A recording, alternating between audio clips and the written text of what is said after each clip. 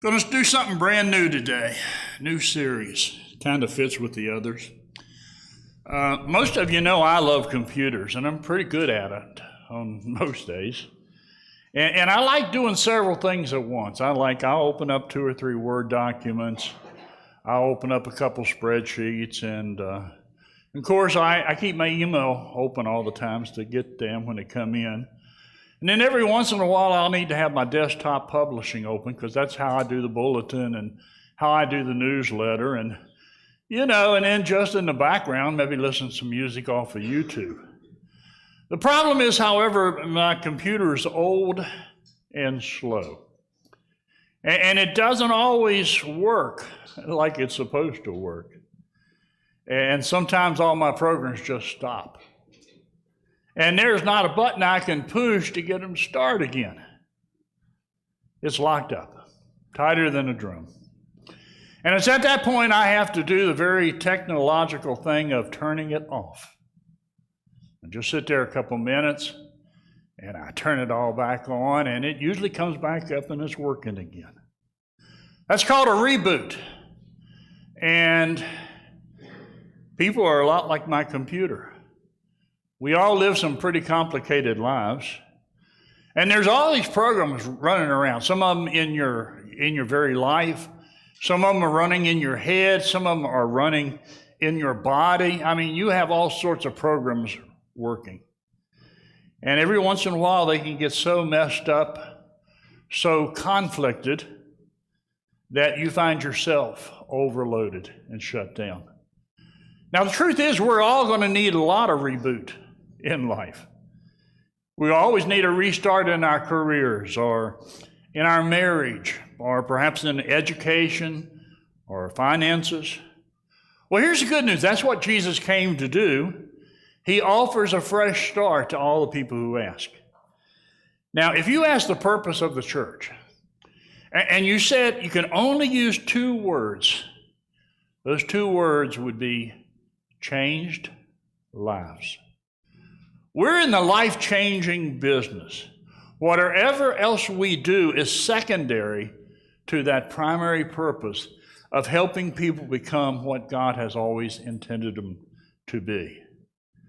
Now, this transformation is called different things. Some people call it salvation, where you first step across the line to make Jesus Lord. Some people call it sanctification, where you talk about maturity and holiness.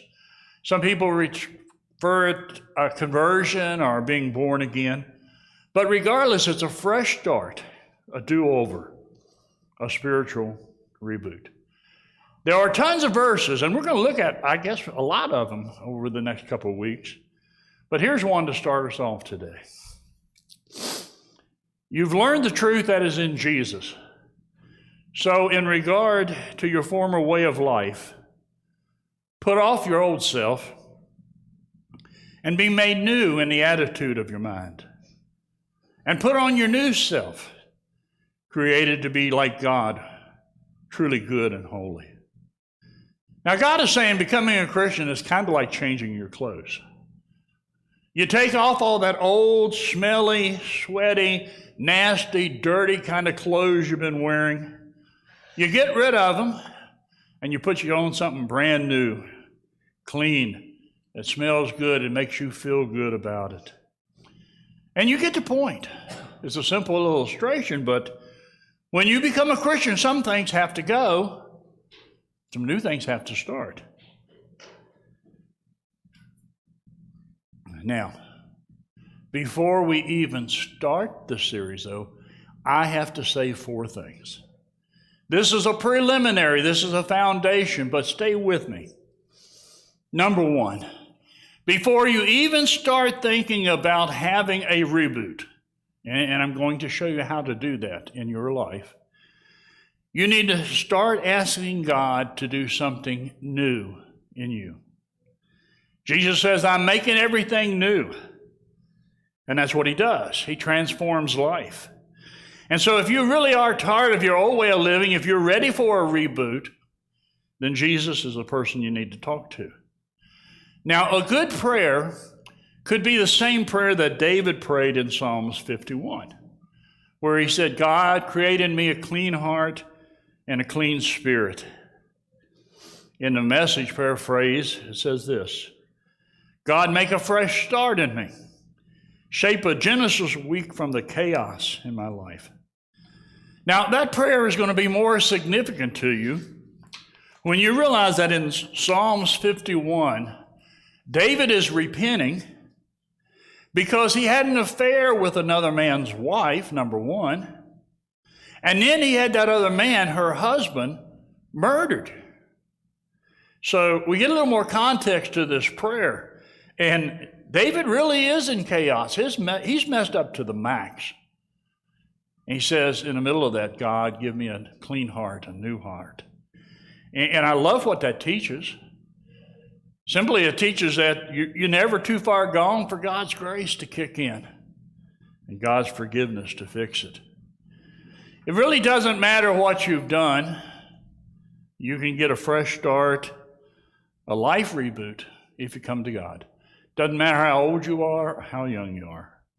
But the first step is just simply to say, God, I need a fresh start. I'm carrying too much baggage. I'm carrying too much sin. I'm carrying too much guilt. I'm carrying too many regrets. Now listen, some common sense here, but take it home. Your past is past. It's over. Did you do some dumb things in your past? Yes, you did, because I did them too. And there's nothing in the world we're going to ever do to change that. That's just life, and that's the past. But hear this. You are a product of your past. Your past has shaped who you are today. But you're not prisoner to your past. You can get away from your past anytime you want to. In fact, here's what God says about your past. Forget the former things. Don't dwell on the past. Instead, look at the new things I'm going to do. They're already starting to happen. Can you see what I've begun to do? All the rest of your life is your future. It's not your past. Your past is past. Can't change it, so stop dwelling on it. Start asking God to do something new in your life. Now, you want to know why nothing's happening? A very simple biblical point. James says you don't have what you want because you didn't ask for it. And don't ask God just once for this. If this is important, why don't you, for a week, just start asking God for a reboot. God, would you just do something new in my life? I'm kind of intrigued by this new sermon series. Do something in my life. Change this, change that. Now, number two, you have to be specific and pinpoint what you want changed. If you want a brand new start, you have to describe exactly what needs to be changed. Because see, nothing gets transformed until you get specific about it. You don't just say, God, change me. You know what God's going to do? Nothing. Because that's too broad. You have to say, this is what I need changed. You cannot fix a problem until you identify it as a problem. You have any problems in your life? Are you aware of them? Or are you like most people who are in denial about having any kind of problems? Can you admit that I have a problem with? Because you see, you got to be specific. Paul says, look closely at yourself. Test yourself to see if you're really living in the faith. Because sometimes we're not. And we don't realize it because we're in denial. Now, the faster you figure out what you want changed in your reboot, the faster it's going to happen. And I know you're right now like, well, what are you thinking about? Well, here's what I'm thinking of. I'm going to give you some possibilities, and you can put a little mental check mark to the ones you want to think about. How am I in my connection with God or with His church? Do I need a reboot in my personal health, physical? Do I need a reboot in my priorities? Am I wasting too much precious time doing stuff that's not that important? How about a relationship that's not working? Boyfriend, girlfriend, spouse, husband, wife, friend, enemy? You need a reboot in one of those areas? How about your energy level? How about your career? How about your thought life? You thinking some things maybe you shouldn't be thinking? How about your marriage? Now, I want to give you a point here that no marriage ever stands still. You're either drawing closer to one another or you're drifting further apart from one another. And so you might need that reboot. What about your daily routines? What about the habits? Got some bad habits that need to be changed? How are you as a parent? Need an improvement there. Your daily schedule? Hey, you know, it's a whole lot easier to get into something than to get out of something. Confidence level, how's that going for you? Need a reboot there? How about your finances? Or are you in denial about how far you're in debt and how long it's going to take you to get out of debt? Maybe you need a reboot in your dreams for the future. Now, I want to say this to a very special, hopefully small group among you. As I just went through these 15 suggestions, you didn't check a single one of them. Now, that means you are either pretty close to perfect or you don't have a clue what world you're living in. You're way out of touch with reality. However, if that's you, here's your scripture today. Do not think you're better than you really are. Decide what you really are by the amount of faith God's given you. Listen, nobody's perfect. We're all flawed. We all have significant problems and areas of weaknesses, and you can't pretend you don't. We can't make excuses. We actually need reboots. Reboots are good things. Well, we haven't even started the series, but I'm laying some foundation here for you. You're serious about this? Well, number one, you got to ask God repeatedly. And then you got to be specific. You're going to have to look at yourself and be gut honest. You know, what's happening in my life? And to help you do that, point number 3 is you need to find some people to support your reboot. Because guess what? You really can't do this very well by yourself. Something as big as a life reboot is going to have to get some help. Obviously, you're going to need a lot of help from God, and you're going to need a lot of help from some close, trusting friends. Maybe you've tried to do it in the past and you failed, and I can probably pretty much tell you why you failed. You tried to do it by yourself and not bring somebody into it. God has hardwired us to where we actually need people in our lives. I reacted to that in a negative way for so many years. I had the classic American dream of what? I don't need anyone. I can do it myself. And truth is, we can't. We have to have people in our lives because that forces us to have humility. You have to admit that you need other people. And as long as you keep saying, I don't need anybody else, well, God's going to sit there and say, have it your way. But it's not going to work. Hadn't worked so far, it's not going to work next year any better than it did last year. You need other people. And that's why we talk about small groups all the time at Community. Some verses, I'm sure you've heard these. A person standing alone can be attacked and defeated, but 2 can stand back to back and conquer. And 3 are even better, for a triple braided cord is not easily broken. If one person falls, another can reach out and help. But people who are alone when they fall are in real trouble. Community, not the church, but the very action of coming together with other people, is God's antidote for discouragement and defeat and failure. And if you're discouraged, I can almost guarantee you're not in community. You're trying to do life by yourself, and you're not bringing in significant other people beyond family. Family don't always tell you the truth. They love you too much. But you need people who love you enough to tell you the truth.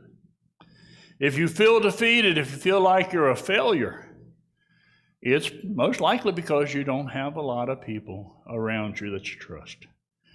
See, we're not really good at giving ourselves a true perspective.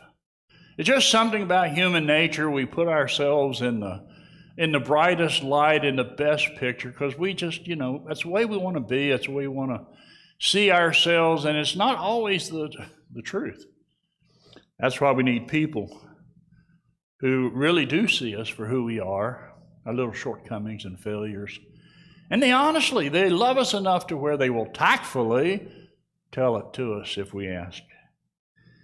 Now, this is absolutely true for the entire human race, but particularly true for Christians. Paul would say, since we're all one body in Christ, we belong to each other. And each of us needs all the others. A lot of people don't live by that, but I'm going to tell you what, that is a wonderful way to live. Hebrews writes, let us not give up the habit of meeting together. Instead, let us encourage one another. That's kind of why you need these people in your life. And you have a lot of people in your life, but you may not have that close connection with 3 or 4 or 5 other Christian friends who will tell you the truth. Well, the last point, we need to eliminate anything unhelpful or unhealthy. Hebrews goes on to say we should remove anything from our lives that would get in the way and the sin that so easily holds us back. Now, if you've ever been on a diet, I know they don't work, but we've all been there. You know what I'm talking to. You get the wild hair, you're going to start this kind of new diet, and before you do anything else, you go in your refrigerator and you start throwing stuff away. And you go into your kitchen cabinet, and you are going to throw away everything that's going to be a temptation. You're going to eliminate all the junk food. You're going to make sure that you have nothing in there but what you need to succeed on this new diet. And if we could actually do that, it would be really great. But you understand the point. We've already made it. Sometimes you have to get rid of the bad before you can bring in the new. But what about mental food? If you really want to change your life, maybe it's more than food, physical food that needs to get chunked. What about your brain? Some of you might need to cancel your cable subscription. You're watching the wrong stuff. Some of you are watching the wrong stuff over the internet and social media. I recently heard of an article. It says depression in teenagers and young adults in their 20s is at the highest level since they ever started keeping track of these kind of things. And that article went on to say that the reason they see that's happening is because that's the same generation who live on the internet and social media. The problem is, though, they're looking at everybody else's perfect life out there. And then they look at their life, and their life is not quite so perfect. And they compare themselves to what other people, they're lying out there anyway, most of them, but they compare themselves to what they see, and they feel depressed. So the question that you're going to have to wrestle with if you want to take this series seriously, what do I need to get rid of? Maybe it's a relationship. Maybe it's pulling you down. I stand up here and try to help you up the steps, and you're down there and you want to pull me down. Who's going to win? You're going to win every time because it's just simply the position. It's much easier to pull or be pulled down than to pull someone else up. So maybe there's a relationship that needs a little work. Maybe there's some stuff in your house that needs to go. That kind of stuff that you've been reading or watching that probably doesn't need to be in your house. Or only you know what needs to be cleaned out of your life. I can't tell you that. Only you know what you need to eliminate that right now is unhealthy for your life. And it's easier said than done, but that's one of the things we'll talk about. But I like what Paul says in Colossians. He gives you an idea of some things that's just got to go. You used to live according to your selfish desires, obviously before you became a Christian, when your life was dominated by them. But now you must get rid of all these things: anger, hot tempers, and hating others. And no insults, no filthy talk must ever come from your lips. And stop lying to each other. For you put off your old self with its habits, and you put on your new self. That's a reboot. Most of you are Christians, and you've had a spiritual reboot. But that's where we're heading. I want you to see a verse from Job. Maybe encourage you a little bit to take this one serious. Put your heart right. Reach out to God and get rid of evil and wrong from your home. Then face the world again, firm and courageous. Then all your troubles will fade from your memory like floods that are past and remembered no more. Water under the bridge, as they say. Your life will be brighter than sunshine at noon, and you will live secure and full of hope. Most of you have made that decision to become a Christian. You stepped across that line. You have said, I want to be a follower of Jesus. I want to be saved. I want to go through conversion, or whatever word you choose. You want that new start. Not all of you have, and so I hope you keep thinking about it.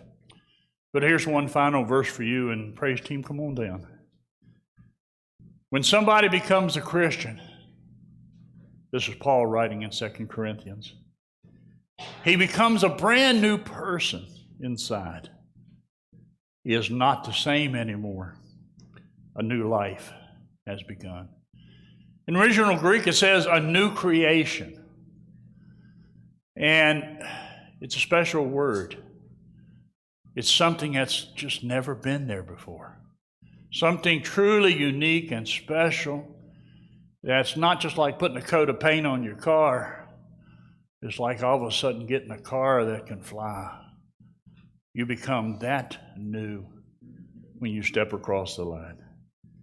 That's what I call a real reboot. That's a start.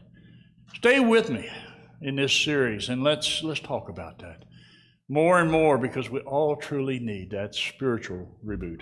Would you stand?